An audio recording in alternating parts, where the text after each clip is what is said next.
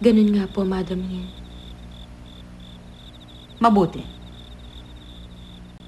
Kung ganon, magmula ngayon, hindi ka maaaring makita ng batang pinuno. At kahit na magkita man kayo, hindi mo dapat na ipaalam sa kanya ang tungkol sa paligsahan. Magagawa mo ba yun, Jeannie?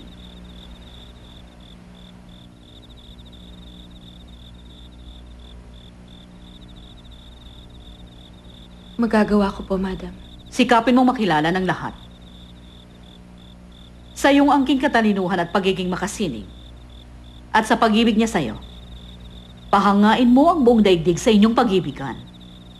Kapag nagawa mo yon, wala nang hindi maniniwala sa pagmamahala ninyo. Subalit, kung hindi ka magtatagumpay, hindi ka na muling magtitiwala sa pag-ibig.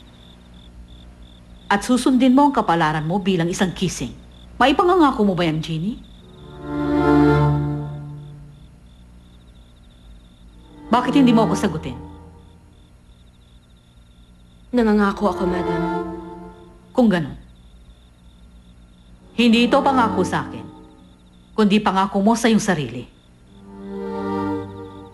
Ang pinakawalang halagang tao sa daigdig ay ang mga taong hindi tumutupad sa kanilang mga pangako sa sarili. Umaasa ako na hindi mo ako bibiguin.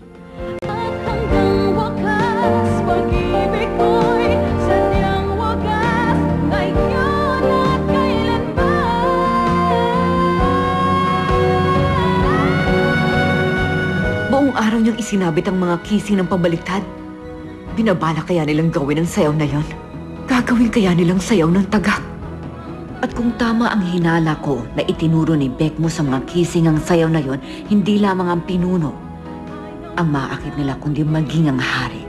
Ang ibig niyong sabihin, hindi tayo magwawagi sa gaganaping paligsahan? Hindi maaari. Higit na nag-aalala ako kung matatalo siya. Kapag nangyari yun, naiisip niyo ba kung paano siya magdurusa sa kabiguan?